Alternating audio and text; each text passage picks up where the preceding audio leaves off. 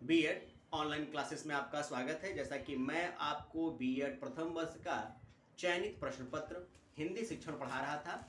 इस हिंदी शिक्षण वाले प्रश्न पत्र में हम लोगों ने पिछली कक्षा में शिक्षण अभ्यास के संबंध में पढ़ना शुरू किया था।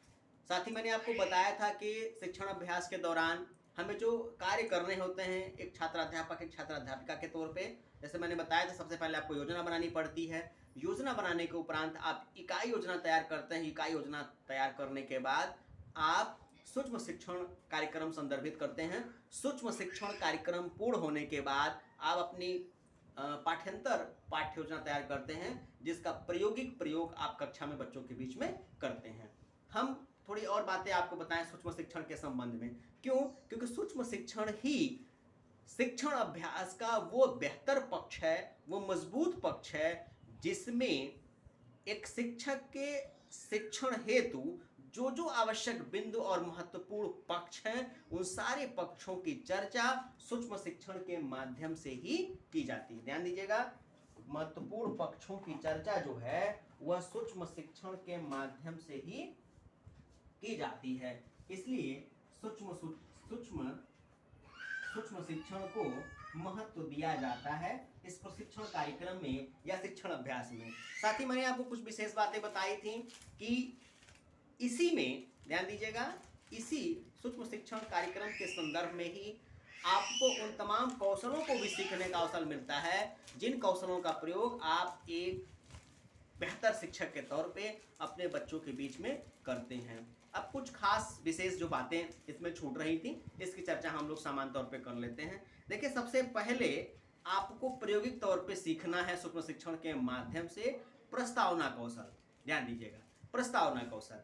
अब इस प्रस्तावना कौशल को सीखने के लिए आपको, ध्यान दीजिएगा, इस प्रस्तावना कौशल को सीखने के लिए आपको एक पाठ्य योजना तैयार करनी पड़ेगी। इस पाठ्य योजना का प्रारूप संदर्भी जो मैं आपको दिखा दे रहा हूं, वैसे अलग अलग विश्वविद्यालयों में, अलग अलग शैक्षणिक संस्थानों या व्यवस्थाओं में अलग अलग पाठ्यक्रम और अलग अलग व्यवस्थाओं की चीज़ें संदर्भित की गई हैं, लेकिन एक प्रारूप तौर पे मेरे पास बना हुआ है। मैं इसको आपको दिखाने का प्रयास कर रहा हूँ कि एक प्रशिक्षार्थी के तौर पे आपको ये जानना चाहिए कि प्रस्तावना कौशल के संबंध में प्रश्न कैसे बनेंगे, उनके उद्देश्य कैसे निश्चित किए जाएंगे, सामान्य उद्देश्य क्या होंगे, विशिष्ट उद्देश्य क्या होंगे। साथ ही इस कह सकते हैं इस पाठ्य योजना सूक्ष्म शिक्षण के प्रस्तावना कौशल के पाठ्य योजना को तैयार करने के उपरांत आपको इसके साथ ही, ध्यान दीजिएगा, इसके साथ ही दाहिने पृष्ठ पे आप अपना प्रस्तावना कौशल का एक सूक्ष्म पाठ्य योजना तैयार करेंगे। साथ ही बाएं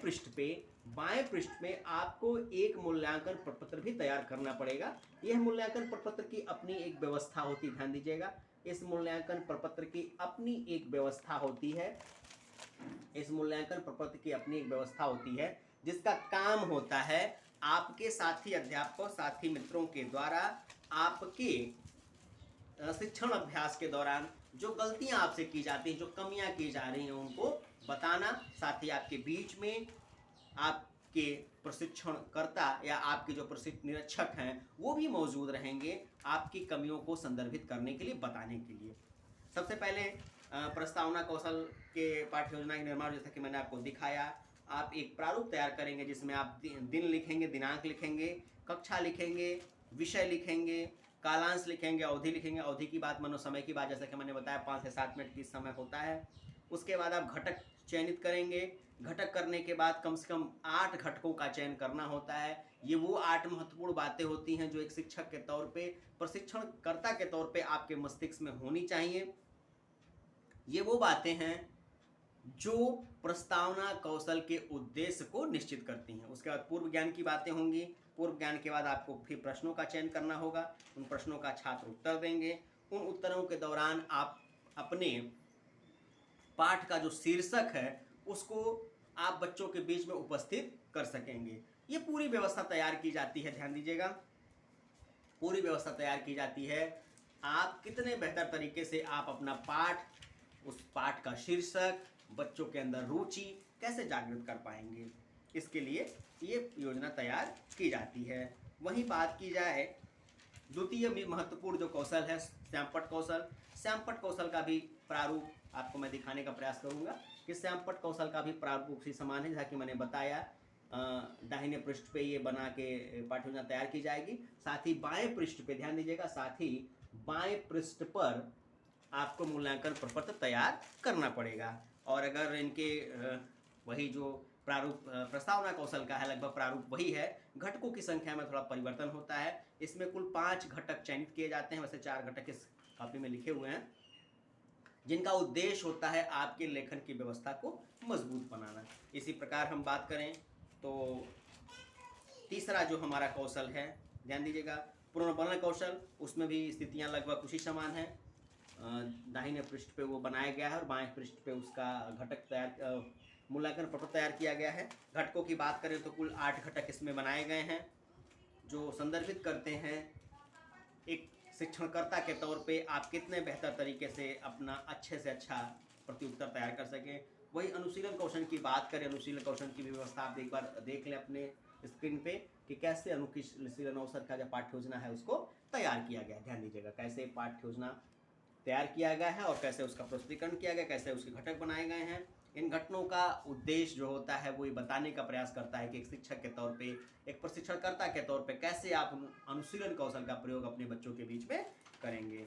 इसके बाद ध्यान दीजिएगा, 5वां और अंतिम जो कौशल होता है आपका व्याख्यान कौशल, उसको मैं दिखाने का प्रयास करूँगा।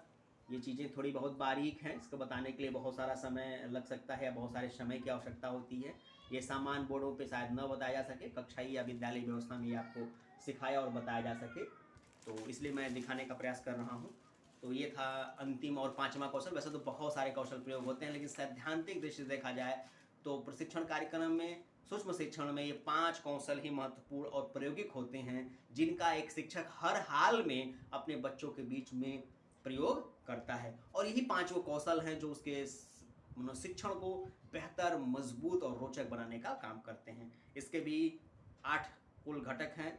ये घटक ही उद्देश्य हैं, जैसा कि मैं पढ़ के बता रहा हूँ कि व्याख्यान कौशल का जो कार्य होता है, किन किन कार्यों के संदर्भ में किया जाता है। नंबर 1, परस्पर प्रारंभिक कथनों का प्रयोग, कि कैसे आप एक शिक्षक के तौर पे अपनी बातें एक एक करके बच्चों के बीच में रखेंगे। दूसरा, विचारों, कथनों, प्रश्नों को परस्पर जोड़ने वाले शब्दों का प्रयोग, कि कैसे आप शब्दों का प्रयोग करेंगे कि आप जो पहली लाइन बताए हैं उसका संबंध अंतिम वाली लाइन से हो सके। वहीं भाषा का प्रभाव, कि कितने जल्दी जल्दी आप बोलते हैं, कितना साफ बोलते हैं, कितना रुक रुक के बोलते हैं, मतलब एक समांतर क्रम आपकी भाषा में होना चाहिए।